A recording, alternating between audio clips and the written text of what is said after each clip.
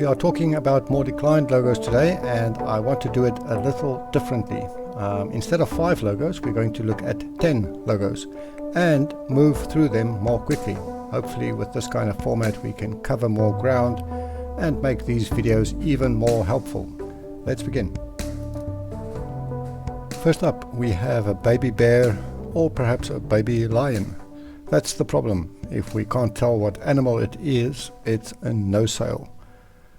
There's also a serious mismatch here between the big bold flower and the baby animal with the small details and fine lines. No harmony between those two parts. Next, not a bad logo. 2 orbits kind of forming a hat and a woman's face in the middle. But this is just a bad hair day, right? The hair may as well be elegant and attractive, not stringy and disheveled. Next we have 2 fishes and 2 fish hooks. Not a bad design, but the colors are not good. 2 different blues on a blue background. Not a great idea. And the vibrance or saturation of this dark blue is a bit overpowering, making this half appear much stronger than the other half.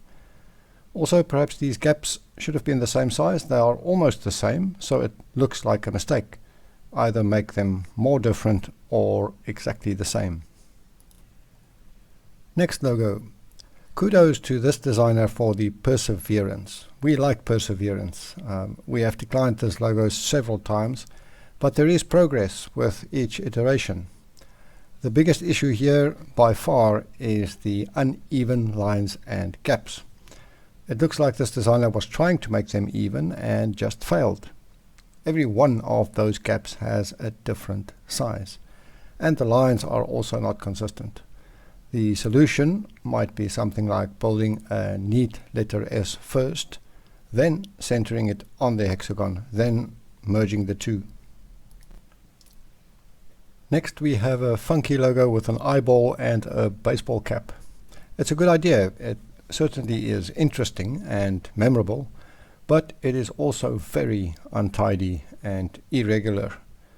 Thin lines, thick lines, uneven shading, and simply careless design. You have to care more. Next, a flame with a very cool gradient and a chicken wing. The halftone dots in the gradient look really cool and make it more interesting than just a standard gradient. I love it. The problem though is that chicken wing. I didn't know it was a chicken wing. I read that in the title of the logo.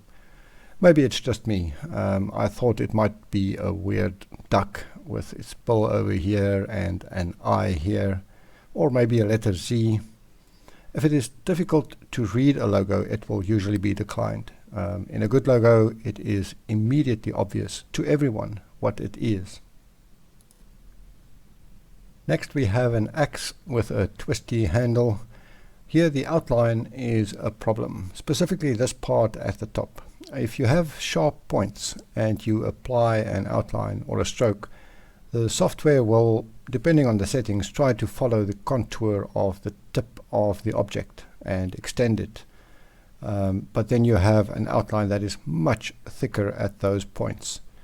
It may be necessary to manually improve the shape like this to have a more uniform, attractive outline. Next up, a very generic logo, too generic, many problems here, and many irrelevant keywords added in the keywords field. Here is the list of words the designer entered.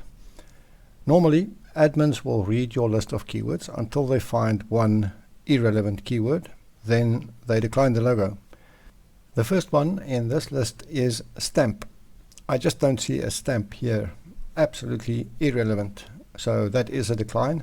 But there are more. There is no way that the words anniversary or number or seal or circle are in any way relevant to this logo. And the same with many of the other words. The keywords list should have been something like this. Those words are all relevant to this design. Next up, a Trident star logo. The idea isn't bad, but the execution is, well, bad. It's not a very good star shape, and the overlaps of the tridents are just untidy, creating these irregular bits and small details that should be easy to avoid. And the alignment isn't great. You can see that these 5 triangles are not the same size. Speaking of untidy, it's clear that the designer meant to do this, to have this ink stain kind of look, but the ink blotches are not very good. I'm guessing this is an auto trace. Ink blotches can be problematic. Keep in mind that the company that's going to use this logo will most likely want to print it sometimes on letterheads and such. Ink blotches in the design can come across as a printing error. Like the logo was supposed to have a neat black outline, but the printer is broken. In logos, I would avoid ink blotches altogether. If you have to have them, then it's probably best if they look very obviously designed, not accidental at all.